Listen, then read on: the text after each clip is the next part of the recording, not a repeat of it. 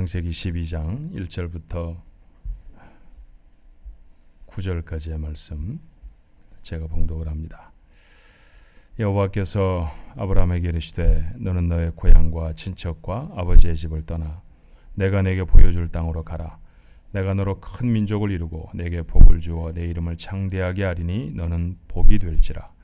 너를 축복하는 자에게는 내가 복을 내리고 너를 저주하는 자에게는 내가 저주하리니 땅의 모든 족속이 너로 말미암아 복을 얻을 것이라 하신지라.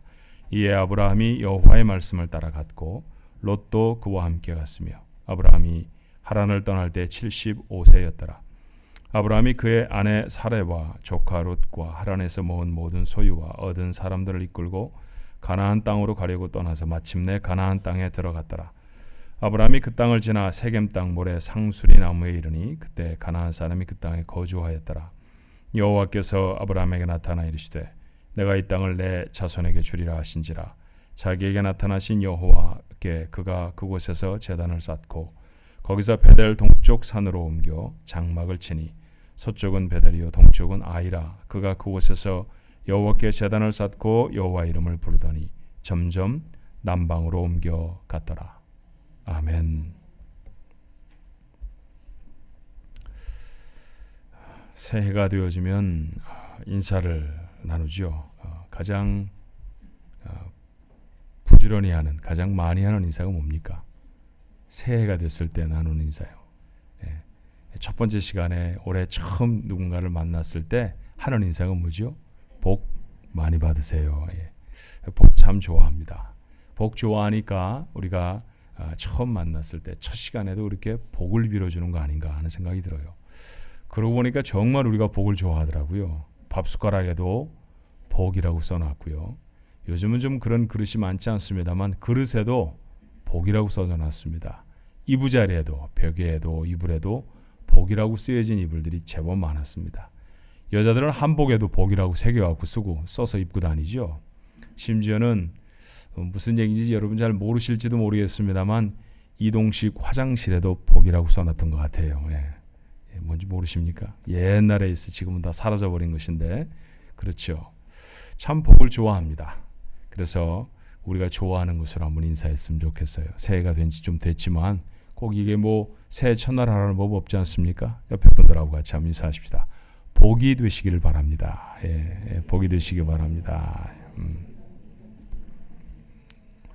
복 받으세요 보다도 성경적인 인사는 복이 되십시오. 이게 더 맞는 인사 같아요. 오늘 본문에 있는 말씀처럼요. 그렇습니다. 성경의 중요한 주제도 복입니다. 사람을 지으시고 하나님이 처음 하신 일이 뭘까요? 하나님이 처음 하신 일은 지어놓은 사람에게 복을 주시는 일이었어요. 창세기 1장 28절에 이렇게 말합니다. 하나님이 그들에게 복을 주시며 하나님이 그들에게 이르시되 생육하고 번성하여 땅에 충만하라. 땅을 정복하라. 바다의 물고기와 하늘의 새와 땅에 움직이는 모든 생물을 다스리라 하시니라. 하나님이 하신 첫 번째가 복이었다라는 사실을 우리가 잊지 않았으면 좋겠습니다. 오늘 본문의 말씀은 아브라함을 부르시는 내용을 적고 있죠. 아브라함이 누굽니까? 이제부터 하나님의 백성이라고 이름 불러지는 이스라엘 자손의 조상입니다. 뿐만 아니라 영적으로도 믿는 모든 사람들의 조상이 되어질 중요한 인물이죠. 그런데 그 중요한 인물을 부르시면서 하나님이 하신 말씀도 무엇이었나요? 본문 2절의 말씀에 보니까 내가 너로 큰 민족을 이루고 내게 복을 주어 내 이름을 창대하게 하리니 너는 복이 될지라. 이게 부름받은 아브라함이 들었던 첫 번째 말씀이었어요. 내가 복이 될 것이다. 무슨 의미일까요? 여기에는 중요한 두 가지 의미가 들어있습니다. 너무 자주 대하는 말씀이지만 그저 복 받을 거야 이렇게 가볍게 지나가시는 분들이 많아서 우리가 한번 마음에 기억했으면 좋겠어요. 첫 번째는 너 복이 될 거다. 그 말씀은 두말할 것도 없이 그가 복을 받을 것이다 라는 말씀이죠. 오늘 성경 말씀 보니까 민족을 이루겠고 이름이 창대하게 되는, 그리고 후에는 땅도 주시겠다고 약속하시죠. 그런 축복을 받을 것이다 라는 의미입니다. 또 한 가지 의미가 있는데 그것은 뭐냐 하면 아브라함 때문에 다른 사람이 복을 받을 것이다 라는 말씀이 바로 네가 복이다 라는 말씀의 의미예요. 3절의 말씀이었죠. 너를 축복하는 자에게는 내가 복을 내리고 너를 저주하는 자에게는 내가 저주하리니 땅의 모든 족속이 너로 말미암아 복을 얻을 것이니라. 땅에 사는 모든 족속이 너 때문에 복을 받을 것이다. 그것이 바로 내가 복이다 라고 선언하시는 의미입니다. 아브라함을 하나님이 부르시는 사건은 나를 하나님의 자녀로 부르시는 사건의 중요한 예표이지요. 크게 다르지 않습니다. 아브라함을 부르시면서 하나님이 가셨던 소망은 그가 복이 되게 하시는 것이었어요. 그렇다고 하면 나를 부르셨을 때도 하나님은 동일한 소망을 가지고 계실 줄로 믿습니다. 뭘까요? 나를 복이 되게 하시려는 소망이 있는 줄로 믿습니다. 여러분 다 복으로 부름 받으셨습니다.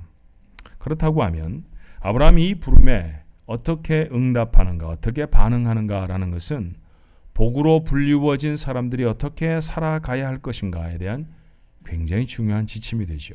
자, 아브라함은 이 하나님의 부르심에 어떻게 행하였습니까? 첫 번째는 하나님을 믿었습니다. 신약 성경은 이 사건을 우리에게 이렇게 가르쳐요. 로마 4장 18절에 아브라함이 바랄 수 없는 중에 바라고 믿었으니 이는 내 후손이 이 같으리라 하신 말씀대로 많은 민족의 조상이 되게 하려 하심이라. 창세기 12장에 있는 하나님이 아브라함을 부르시는 사건을 바울은 주석하되 아브라함이 바랄 수 없는 중에 바라고 믿었다라고 말합니다. 본문의 말씀에도 기록되어 있는 것처럼 지금 아브라함의 나이는 75살입니다. 아무리 당시의 사람들이 지금보다는 오래 살았다고 해도 그래도 적지 않은 나이입니다. 사라는 65살이었겠죠. 10살 차이였으니까요. 이미 자연적으로는 아이를 출산하기가 어려운 상태입니다. 그런데 그들에게 하나님 뭐라고 말씀하십니까? 큰 민족을 이룰 것이다. 그들은 지금 메소포타미아의 하란이라고 하는 지방에 살고 있습니다. 그런데 알지도 못하는 미지의 땅으로 가면 과연 창대해질 수 있을까요? 지금 여기서 뿌리를 내리고 여기서 잘 되어지는 이 기업을 가지고 살아가는 것이 그에게는 훨씬 유익이지, 다 정리해서 먼 나라로 가면 그에게 무슨 더 큰 복이 기다리고 있을까 의심할 수도 있을 것이고 회의할 수도 있지 않겠습니까? 그런데 아브라함은 이 불확실한 하나님의 말씀을 믿었습니다. 아브라함에 대해서 우리는 뭐라고 말하던가요? 이스라엘 백성의 조상 또는 이삭의 아버지, 틀린 말은 아닙니다만 그러나 우리는 그를 믿음의 조상이라고 부릅니다. 그렇습니다. 그에게는 믿음이 있었습니다. 한 가지 더 생각해 보십시오. 아브라함이 무엇을 믿었습니까? 맞아. 내가 조금만 더 노력하면 아이를 가질 수 있을 거야. 맞아. 이곳에서는 장사가 잘 되지 않으니까 다른 곳으로 이사를 가면 그곳에서 더 돈을 많이 벌 거야 라고 하는 상황을 믿은 것이 아니었습니다. 그가 안고 있는 가능성의 승부를 건 것도 아니었죠. 그가 믿은 것은 하나님 자신이었습니다. 그는 하나님을 믿었습니다. 아이들이 어렸을 적에 그 아이들에게 자전거를 타는 법을 가르쳐 주신 아버지들이 많으실 겁니다. 가르쳐 보셨죠? 한 번도 가르쳐 보시지 않으셨으면 좋지 않은 아버지입니다. 어떻게 아버지가 되어갖고 그럴 수가 있습니까? 보통 아버지들이 아이들에게 자전거를 사줄 때는 나지막한 세발 자전거를 사주죠. 잘 넘어지지 않습니다. 한참을 타다가 그 다음엔 좀 높은 자전거, 바퀴는 2개 있는데 맨 뒤쪽의 바퀴에는 보조 바퀴가 2개쯤 달린, 그렇죠? 그래서 똑바로 세워놔도 넘어지지 않는, 잘 못 타도 중심을 잡지 못해도 넘어지지 아니하는 자전거를 사줍니다. 근데 어느 날이면 어떻게 합니까? 저도 그랬습니다. 맨 뒤에 붙어있는 보조 바퀴를 그 아이가 보는 앞에서 떼는 거죠. 그럼 아이가 불안해지는 거예요. 그거 믿고 의지하면서 자전거를 탔었는데 아빠가 저걸 왜 뛰나? 저걸 뛰고 난 다음엔 틀림없이 나에게 뭔가 하라고 그럴 텐데 할 수 있을까? 아니나 다를까 바퀴를 다 떼는 다음에 그러면 자전거 똑바로 서지 않죠. 똑바로 세우려면 방법은 하나밖에 없습니다. 아빠가 뒤에서 붙잡는 방법밖에 없죠. 그리고 아이를 보고 타라고 합니다. 타. 그러면 아빠 넘어질 건데, 아니야 괜찮아, 넘어지지 않아, 탈 수 있어. 태웁니다. 모자를 씌우고요. 그러면 아이가 페달을 밟죠. 아이가 앞으로 자전거를 타고 나아갑니다. 아이는 자전거의 페달을 어떻게 밟을 수 있었을까요? 그 자전거를 타고 어떻게 나아갈 수 있었을까요? 아이가 자기의 자전거 타는 실력을 믿었겠습니까? 아내가 어렸을 때부터 세발 자전거 타고 보조바퀴가 달려있는 자전거 탔으니까 지금도 자전거를 탈 수 있을 거야. 제가 아는 한 저희 아이도 안 그랬고 다른 집의 아이들도 안 그렇더라고요. 자기 실력을 믿는 아이는 아무도 없습니다. 넘어지지 않을 요행을, 그 가능성을 믿었을까요? 그렇지 않습니다. 그 아이가 그 자전거 안장에 앉아서 페달을 밟고 앞으로 나아갈 수 있었던 가장 중요한 이유는 자전거 뒤에 그 자전거를 붙들고 있는 아빠를 믿었기 때문입니다. 우리에게도 같은 이야기가 되어야 하지 않습니까? 상황이나 조건을 믿는 사람들이 아닙니다. 다른 사람의 성공의 스토리를 믿는 사람도 아니죠. 우리가 믿는 것은 하나님이십니다. 모두가 다 되지 않는다고 해도 우리 하나님을 믿습니다. 정말로 불확실한 삶이라 할지라도 하나님을 믿습니다. 하나님은 변개치 않으신 분이시고 하나님은 나에게 약속하시되 너 복이 될 거다 라고 철석같이 약속해 주신 분이기 때문입니다. 그렇습니다. 우리의 인생이 복이 되기 위한 첫 번째 걸음은 믿음의 사람이 되는 것입니다. 하나님은 아브라함에게 복을 약속하셨죠. 여러분, 이것이 약속이라는 사실에 주목할 수 있어야 합니다. 하나님은 때때로 약속하시고요. 오늘 본문에도 그랬지만 명령하시기도 합니다. 그런데 약속과 명령의 차이가 뭡니까? 명령이라는 것은 명령을 들은 사람이 할 수도 있고 하지 못할 수도 있습니다. 자, 명령되어진 것이 어떤 결과를 낳는가는 누구에게 달려 있습니까? 명령을 들은 사람에게 달려 있습니다. 그런데 반대로 약속은 어떻습니까? 약속은 내가 누군가가 약속을 하면 그것은 약속을 들은 사람에게 좌우되지 않습니다. 약속을 한 사람에게 좌우됩니다. 하나님은 이스라엘 백성, 그들의 조상으로 아브라함을 세우시면서 그 아브라함에게 그 이후에 올 모든 자손들에게 복을 줄 것이다 약속하십니다. 사람에게 좌우되지 않는 일이라는 것이죠. 하나님에게 달려 있습니다. 하나님은 변하지 않으시는 분이라고 했죠. 하나님이 약속하셨다고 하면 반드시 이루실 줄로 믿습니다. 우리가 우리같이 부족한 사람도 아버지 엄마가 되어져서 아이들에게 뭔가를 약속하면 해주려고 애를 쓰잖아요. 그죠? 엄마들 경우에 그래 내가 카레 해줄게. 그러면 카레가 얼마나 그 일이 많습니까? 먹을 때는 카레처럼 쉽고 빠르게 먹는 음식도 사실은 별로 없어요. 그렇지만 당근도 썰어야 되고 감자도 썰어야 되고 그렇죠? 일이 많죠. 근데 아이가 정말로 카레를 좋아해서 카레를 해줄게. 근데 못했습니다. 내일도 못했습니다. 그러면 어떻게 되죠? 빚이 되는 거예요. 자기가 해줘야 하면서도 늘 빚이 되어져서 언젠가는 기필코 해주고 맙니다. 그거 잊어버렸으면 아까 말한 대로 나쁜 엄마입니다. 예, 우리 그런 거 잘 잊어버리지 않습니다. 우리보다 뛰어나신 하나님이십니다. 우리의 부족과 우리의 한계 가지고 계시지 않으신 하나님이십니다. 그런데 그 하나님이 우리에게 약속하셨다고 하면 그 약속은 반드시 이루어질 줄로 믿습니다. 그런데 말이에요. 이 약속을 성취할 수 있도록 사람들에게 명령하시는 게 있었다라는 것이죠. 하나님은 아브라함을 복으로 만드시겠다고 약속하셨지만 하나님이 그에게 부탁하고 요구하시는 게 있었어요. 오늘 본문 1절은 어떻게 되어 있습니까? 여호와께서 아브라함에게 이르시되 너는 너의 고향과 친척과 아버지의 집을 떠나 내가 내게 보여줄 땅으로 가라. 떠나서 가라고 말씀하십니다. 어디를 떠나야 하나요? 고향과 친척과 아버지의 집입니다. 가야 할 곳은 어디입니까? 하나님의 보여주시는 땅이지요. 고향, 친척, 아버지 집, 이것은 그의 삶의 토대입니다. 익숙하고 안전한 것입니다. 자기의 땅입니다. 그런데 그것을 떠나서 하나님의 땅으로 가라고 명령하십니다. 쉬운 일이었을까요? 쉽지 않았을 것입니다. 그런데 그는 순종하죠. 복이 될 사람, 너는 복이 될 것이다 약속하셨죠? 그 복이 될 사람의 첫 번째 걸음은 믿음이라고 했습니다. 두 번째는 뭔가요? 순종하는 것입니다. 믿음과 순종은 사실은 따로 떼어놓을 수가 없습니다. 믿음의 완성은 순종으로 되어지는 것이죠. 탈무드에는 선포는 입이 하지만 정복은 발휘한다라는 멋진 말이 있습니다. 이스라엘의 부모들은 아이들에게 이 말을 전하며 이렇게 분부하고 부탁하지요.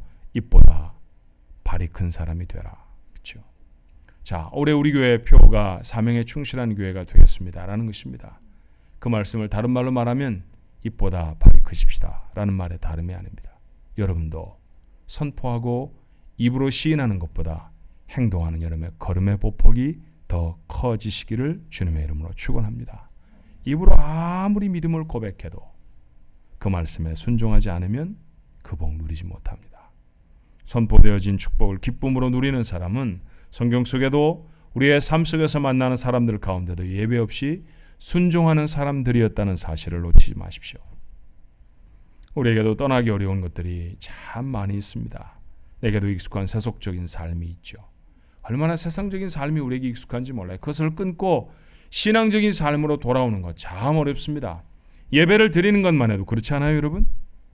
어떻게 여러분 주일 예배는 그래도 열심히 드립니다. 그런데 마음에 갑자기 열심히 생겨서 수요 예배도 하고 금요 예배도 합니다. 거기다 새벽 예배까지 합니다. 그랬더니 아이가 일기장에 그렇게 적었다는 거 아니에요. 엄마가 미쳤나 보다. 교회에 너무 자주 간다. 어떻게 보면 세상 사람들이, 믿음이 없는 사람들이 보기에는 미쳤다고 말할 수 있을 정도로 그렇게 달라진 삶을 살아가는 것, 어떻게 쉬운 일이겠어요? 쉽지 않은 일입니다.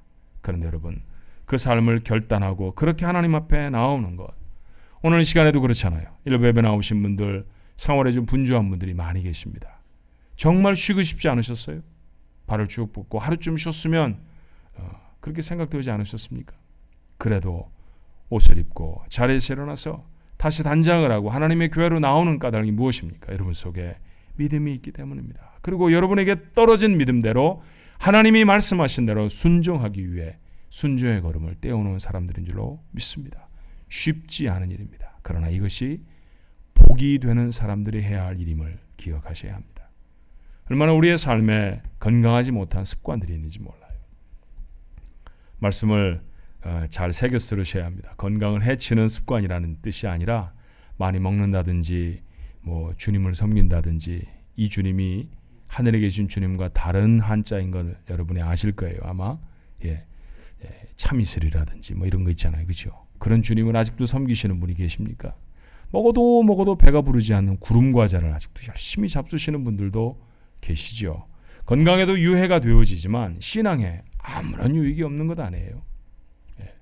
누군가를 위해서, 누군가를 향해서 참 비난의 말들을 합니다. 수화기를 잡고 정말 열심히 하는 말들이 뭘까요? 누구 흉보는 말입니다. 너무너무 재밌습니다. 근데 여러분, 그 말 끝내고 나면 여러분에게 쌀이 생깁니까? 귤이 한 톨 생깁니까? 아무것도 생기지 않잖아요.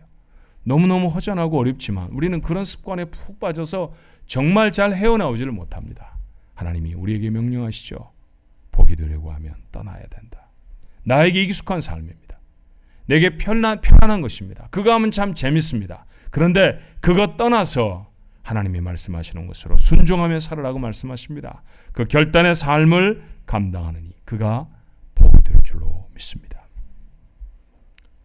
아브라함과 동행한 롯은 복을 받았죠. 그들이 함께 사는 곳이 비좁을 정도로 많은 소와 양을 갖게 되었습니다. 롯이 정말로 일을 열심히 해서 소나 양을 많이 갖게 되었을까요? 아닙니다. 아브라함과 함께 했기 때문입니다. 그렇습니다. 복으로 불리워진 사람에게 있어서 세 번째로 생각할 것은 무엇입니까? 함께 사는 다른 사람에게 복을 받게 하는 사람이 된다는 것이죠. 아브라함은 이후에 롯과 헤어지게 됩니다. 롯은 아브라함을 떠나서 소돔이라는 곳에 가서 살죠. 전쟁이 일어났습니다. 소돔성이 전쟁에 졌습니다. 약탈을 당하죠. 롯도 포로로 잡혀갔습니다. 그런데 그 어려운 그 위기의 순간을 어떻게 지납니까? 아브라함이 그를 구출해 옵니다. 그가 잃어버렸던 재물도 다 찾아주었습니다. 롯은 아브라함 때문에 살아난 사람이었죠. 아브라함은 롯을 복되게 한 사람이었습니다. 덩달아서 소돔을 다스리던 왕도 자기가 잃어버렸던 것들을 다 되찾습니다. 소돔성의 왕과 아브라함은 큰 관계가 없었지만 그러나 곁에 있었다는 것 때문에 그도 아브라함 때문에 복을 받는 사람이 되어졌습니다. 아브라함은 다른 사람을 복되게 하는 사람이 되어졌죠. 복으로 부름을 받은 사람의 인생은 삶의 목적이 달라집니다. 많은 사람들이 내가 행복하고 내가 잘 되기 위해서 합니다. 그런데 복으로 불리워진 사람은 다른 사람을 복되게 하고 다른 사람이 잘 되게 하기 위해서 합니다. 그렇게 삶의 방법, 삶의 목적이 달라지는 사람들, 그가 복으로 불리워진 사람이라는 사실을 오늘 말씀을 통해서 우리가 잊지 않아야 할 것입니다. 오늘 제가 갑자기 나누던 이 여호수아서의 말씀을 잠깐 멈추고 창식으로 돌아가서 복이 될지라라는 말씀을 전하는 까닭은 오늘이 장학주일이기 때문입니다. 장학주일이 뭘까요? 돈 조금 모아서 어려운 아이들 학비 좀 보태주자, 그것에 그치는 것 아닙니다. 잘 키워보자라는 것 아닙니까? 잘 키우는데 돈도 좀 필요하니까 돈을 좀 모아서 좀 어려운 아이에게 도와주자는 것은 그것의 일부입니다. 여러분에게 있는 자녀들을 어떻게 하면 잘 키울 수 있을까요? 교회에 맡겨주신 하나님의 다음 세대들을 어떻게 하면 잘 키울 수 있을까요? 목적과 방향이 분명해야 하지 않습니까? 그렇습니다. 오늘 우리가 어떤 말씀들을 나누었나요? 하나님이 나를 복으로 부르셨다라고 하는 것 나누었습니다. 그래서 나는 내가 기대하지도 못했던 복을 누리고 삽니다. 내가 어떻게 하나님을 아버지라 부를 수 있습니까? 내게 부족한 것들을 어떻게 하나님께 맡겨놓은 것처럼 다 하려고 말할 수 있는 놀랍고 위대한 신분이 되어졌습니까? 하나님이 내가 기대하지도 못했던 것들로 채우신 그런 경험들 여러분 모두가 다 간직하실 수 있을 것입니다. 예, 우리 그렇게 복이 되어져서 삽니다. 그런데 하나님은 복이 되어진 우리에게 말씀하시죠. 너 때문에 다른 사람도 복 받아야 한다. 그런데 여러분 그 다른 사람들 중에 첫 번째 머리에 누구를 썼으면 좋겠습니까? 나 때문에 누가 복을 받았으면 좋겠습니까? 자녀 아닙니까? 첫 번째 자리에 자녀입니다. 우리에게 맡겨주신 다음 세대이죠. 어떻게 하면 그들이 복된 사람이 될까요? 어떻게 하면 그들의 인생이 복 있는 인생으로 되어지겠습니까? 우리가 나눈 말씀과 다르지 않지요. 하나님을 믿는 사람이 되어야 복 있는 사람이 되는 줄로 믿습니다. 솔로몬은 왕이었습니다. 심지어 그는 학자이기도 했죠. 왕실의 교사들에게 잘 배운 운이 좋은 사람이었습니다. 재물도 있었고 지식도 있었고 권력도 그것도 절대 권력이 있었습니다. 복받은 사람입니다. 그런데 정작 그는 이렇게 말해요. 전도서 1장 2절에 전도자가 이르되 이는 솔로몬입니다. 헛되고 헛되며 헛되고 헛되니 모든 것이 헛되도다. 다 누려보았는데 가지고 있는 것이 다 헛되다는 것이죠. 아무것도 아니라는 것입니다. 그래서 그의 권고는 무엇입니까? 전도서를 다 마치며 12장 첫 번째 절에 그는 이렇게 말합니다. 너는 청년의 때 곧 곤고한 날이 이르기 전 나는 아무 낙이 없다고 할 해가 가깝기 전에 너의 창조자를 기억하라. 하나님을 기억하는 게 복이라는 사실을 기억할 수 있어야 합니다. 아이들이 다 가졌습니다. 옛날에 가지지 못했던 컴퓨터도 가지고 있고 옛날에 우리는 마음에 그렇게 소원이던 자기 방도 이미 있습니다. 침대를 사면 친구들 모아다가 밥 사주곤 그랬습니다. 그런데 요즘은 아이들에게 침대가 너무 쉬운 것입니다. 아무것도 아닙니다. 10대 때 자기 자동차를 갖는 아이들도 우리 중에 참 많습니다. 누리고 삽니다. 세계에서 가장 좋다는 교육을 미국에서 받고 삽니다. 똑똑한 아이들 될 겁니다. 생긴 건 또 얼마나 잘생긴지 모릅니다. 제가 학교 다닐 때 우리 반 60명 중에서 저 57번, 53번 그랬습니다. 큰 아이들 좀 많이 모이면 53번 했고요. 큰 아이들 좀 적으면 60명 중에 나보다 큰 애 2명밖에 없었습니다. 저 되게 큰 사람이었습니다. 근데 요즘 우리 아이들 보면요. 제가 숲에 파묻혀 있는 것 같습니다. 얼마나 저보다 머리 하나는 더 큰지요. 잘 생겼습니다. 잘 키우시느라 애쓰셨습니다. 그런데 여러분 잊지 않아야 합니다. 가슴팍에 심장에 예수가 없으면 아무것도 아닙니다. 헛되고 헛된 것일 뿐입니다. 그 많은 학문이 그에게 무슨 유익이 될까요? 그가 가지고 있는 수많은 가능성들이 하나님을 제쳐놓고 하나님을 믿는 믿음이 아니고서는 도대체 그의 삶 속에 무슨 역할을 해낼 수 있겠습니까? 과연 누군가가 기억해 줄 삶을 살아갈 수 있을까요? 그는 과연 자기들의 앞에 닥친 문제와 어려움들을 해결할 수 있을까요? 여러분 아시잖아요. 아무리 많이 배워도 배움으로 건널 수 없는 어려움이 있다는 건 압니다. 그렇죠? 아무리 우리가 잘 준비해도 예기치 않은 사건과 어려움들이 생긴다는 건 우리의 경험을 보아 잘 압니다. 학교 잘 보내면 과외를 시켜서라도 공부 잘 시키면 감당이 될까요? 아닙니다. 아닌 것 알면서도 왜 거기에 푹 빠져서 헤어나오지를 못합니까?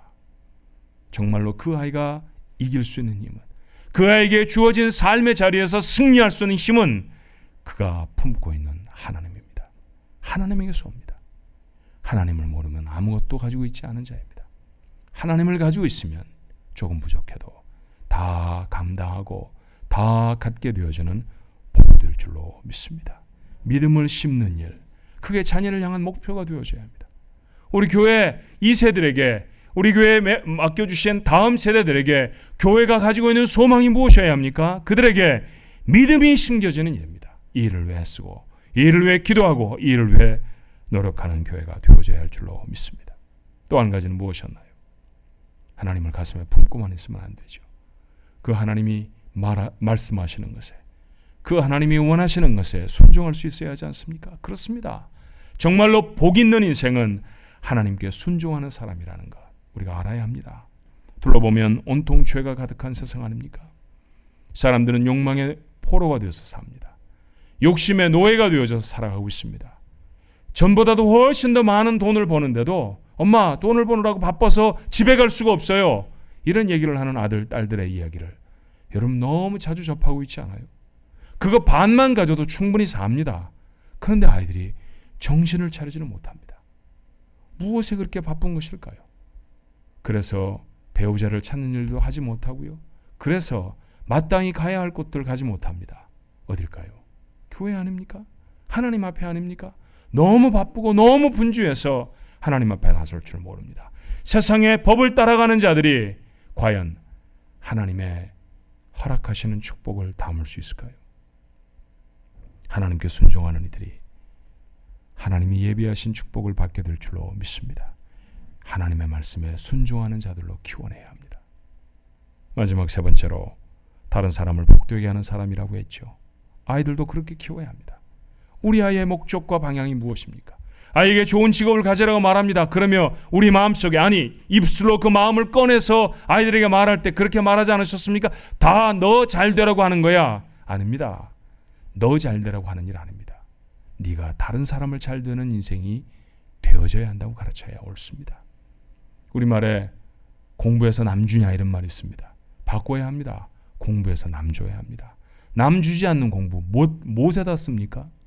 남을 주지 않는 공부라고 하면 해 무엇 합니까?